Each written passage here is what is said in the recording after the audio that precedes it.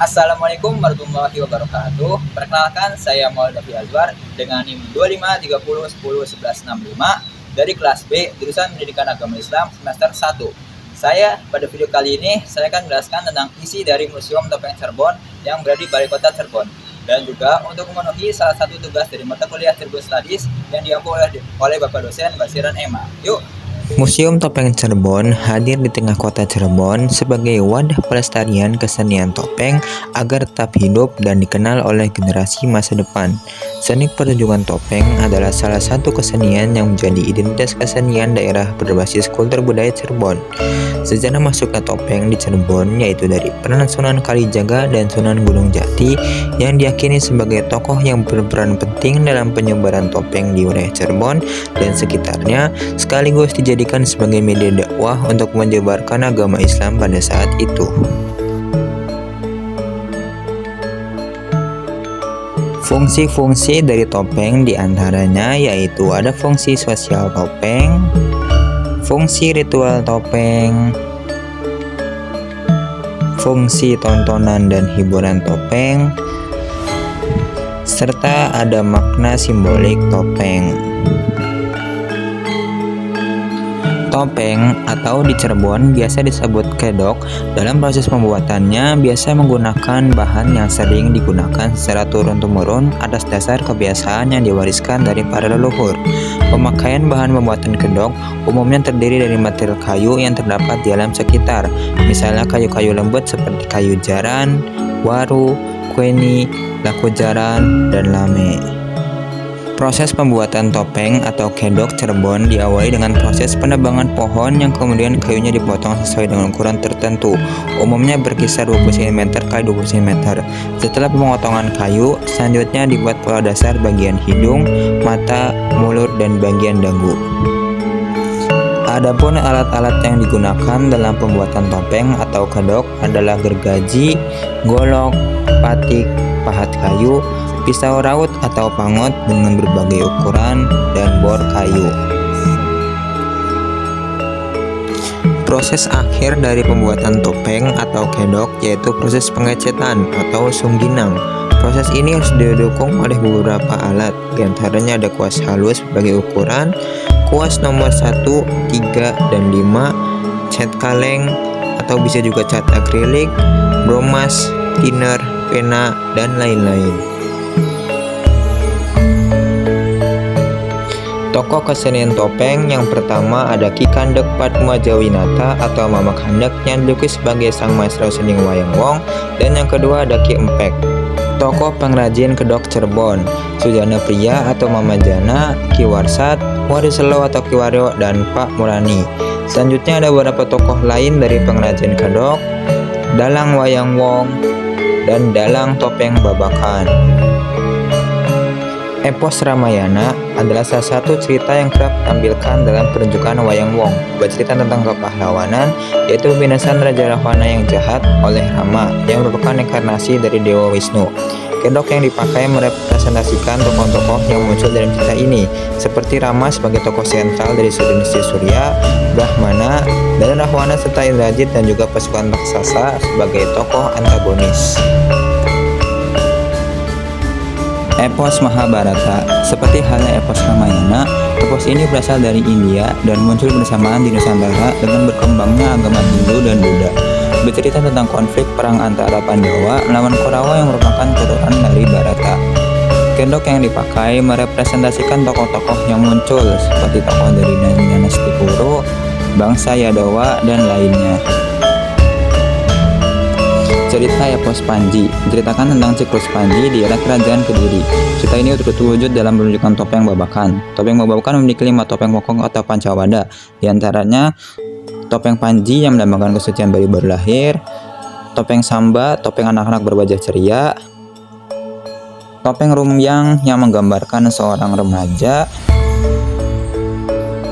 topeng Temenggung yang menggambarkan orang dewasa, dan terakhir topeng Klana yang menggambarkan seseorang yang sedang marah.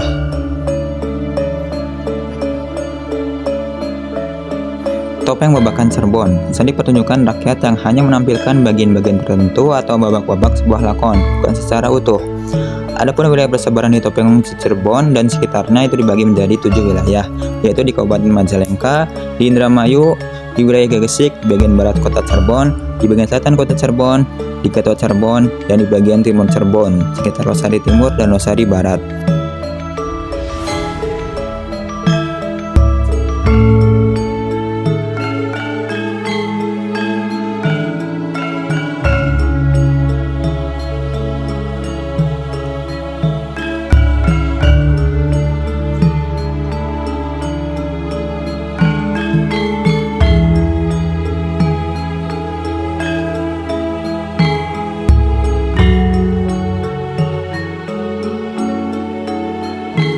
Adapun nama-nama topeng yang ada di sini diantaranya topeng Pamindo Gimbal, topeng Pamindo Galuh, topeng Dirgabahu, topeng Begawan Sidik Wacana, topeng Tembep atau Prasanta, topeng Cungkring,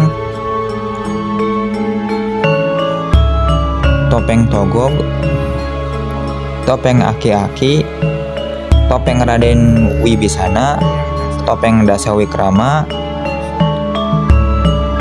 topeng Trimuka, topeng Rahwana Muda, topeng Trikaya, topeng Klana Indramuka, topeng Indrajit, topeng Kumbakarna, topeng Patih Jayabadra, topeng Tumenggung Manggadiraja, topeng Prabu Saya Sukendra, topeng Gedeng Premoni, topeng Palawijapérot,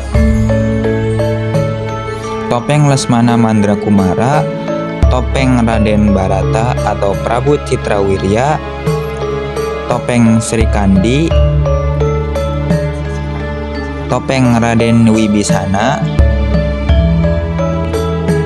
topeng Resi Mayangkara, topeng Anila, topeng Hanoman, topeng Anggada, topeng Anjani, topeng Sugriwa, topeng Subali, topeng Aki-Aki, topeng Surakasrana, topeng Bambang Sumantri, topeng Resi Krepa, topeng Prabu Salya, topeng Suyudana, topeng Dursasana, dan topeng Durmagati, serta topeng-topeng lainnya. Topeng kini di daerah Cirebon, kedok atau topeng saat ini masih terus digunakan dalam kesenian topeng babakan dan wayang wong. Kesenian topeng babakan di berbagai sanggar memiliki perkembangan yang lebih pesat jika dibandingkan dengan kesenian wayang wong. Di beberapa sanggar seperti Sanggar Sekar Pandan misalnya, pagelaran wayang wong sudah memakai konsep lebih modern, sedangkan sanggar lain masih tradisional. Topeng nanti, dalam perkembangannya, kedok dalam kesenian topeng mengalami berbagai perubahan terkait bagaimana masyarakat menggunakan topeng ini sebagai ekspresi seni. Di daerah Jamblang, Kabupaten Cirebon misalnya, pengrajin mainan memiliki kebiasaan untuk menduplikasi topeng Cirebon dengan kertas sebagai mainan anak-anak. Selain itu, kesenian topeng berkembang sering dengan penggunaan bahan baru seperti topeng cetak karet, topeng fiber, dan topeng resin. Topeng Cirebon dalam tulisan. Beberapa tulisan mengenai topeng dan juga kesenian topeng Cirebon dibuat oleh para pemerhati seni dan juga pelaku kesenian topeng. Buku atau tulisan ini dapat menjadi arsip bagi kesenian topeng Cirebon agar dapat terus eksis di masa depan serta juga sebagai acuan dalam pengembangan kesenian topeng Cirebon. Di antaranya yaitu buku topeng karya Endro Suwanda, buku wayang wong Priangan karya Ius Usliana, The Uncoded Cirebon Mask karya Laurie Margotros, disertasi Laurie Margotros, topeng Cirebon in its social context disertasi Endro Suwanda, dan terakhir tulisan Mama Kandak mengenai kesenian topeng Cirebon.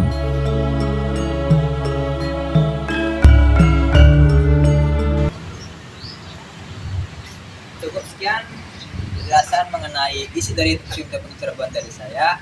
Apabila ada salah kata, tolong dimaafkan. Wassalamualaikum warahmatullahi wabarakatuh.